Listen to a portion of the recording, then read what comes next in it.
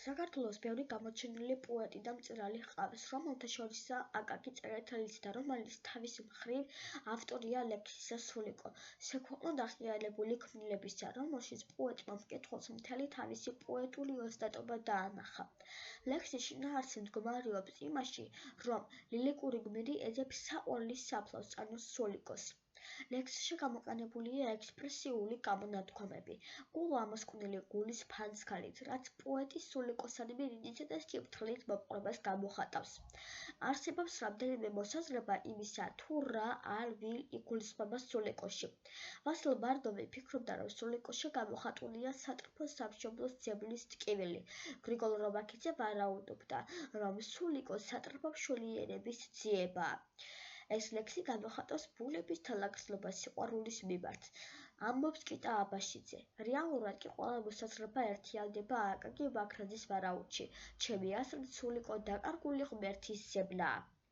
სულ უბრალო კითხვა დავსვათ, რა შეიძლება იყოს გარდა ღმერთისა დაბარხული, შლახული, ვარჯი, ბულბულში და ვარსკვლავში ცხადია არაფერი. ერთადერთი რისი საფლავი წალვის შემნახავი შეიძლება გახდეს სამივე, არის უზილაესი, რადგან იგი ყველგან სუფევს. აკაკი ბაქრაძის თქმით, მშველიერების გარეშე არ არსებობს არც წმენა, არც სიყვარული. ადამიანი საზოგადოდ მშვენიერების მაძიებელია. თვითონ ლექსის სათაური და ის, რასაც ეძებს ლირიკური გმირი, ანუ სულიკო, კი გამოხატავს სულიერებას. კლიობითი ფორმაა სიტყვისა სული, რომელიც გამოხატავს ყველაზე ძვირფას, რაც ადამიანს გააჩნია. ლექსის სიუჟეტის მიხედვით, გმირი სულიკოს ჯერ ვარჯში ეძებს. შენ ხომ არა ხარ სულიკო? მაგრამ მას შემდეგ, რაც დადებით პასუხს იღებს, არ კმაყოფილდება და ეკითხება ბულბულსაც. არც თანხმობისლის ჭიკჭიკი უნელებს გულს, ლირიკულ გმირს და ბოლოს იგი ეკითხება ვარსკვლავს. შენ ხომ არა ხარ სულიკო? რის შემდეგაც იღებს ციმციმს დასტურის ნიშნად და მხოლოდ ნიავის ჩურჩულის შემდეგ სამში დაშლა ისეთი ჰპოვებს გმირის სიმშვიდესა და ბედნიერებას.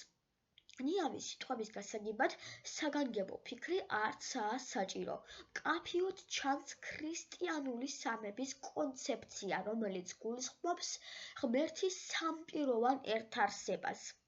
აღსანიშნავია ამ სამი სულიკოს თანმიმდევრობაც.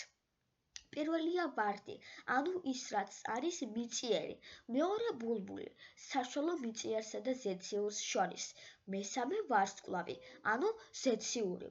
გმირის სიყვარული ვერტიკალურად მიემართება და მოძრაობს ღმერთისკენ.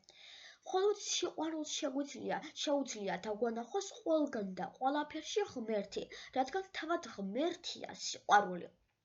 ლექსის ბოლოს კი ვარსკვლავი და ვარდი ადგილებს ცვლიან. ჯერ ვარსკვლავი, შემდეგ ბულბული და ბოლოს ვარდი, რითაც გამოხატულია უკუსვა, ღვთის ამ ქვეყნად განხორციელება. ლექსი წყნარი, მშვიდი, სევდიანი და ალერსიანი ხასიათისაა.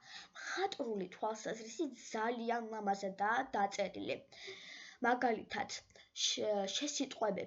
შესიტყვება ცვარ მარგალიტი, სხივები გადმომაყარა, ჩაიყვნის ჩაიჭიკჭიკა და ასე შემდეგ. ასევე ეპითეტებიც, ციური, სულგანაბული, გულამოსკვნილი და ასე შემდეგ.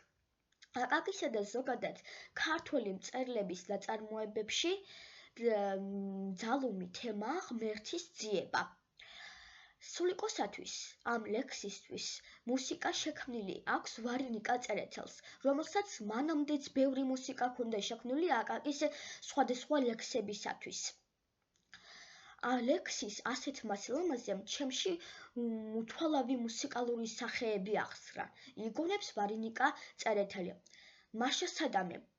ეს ქართული მგოსნის ლექსი სულიკო ასიოდენ მშვენიერი,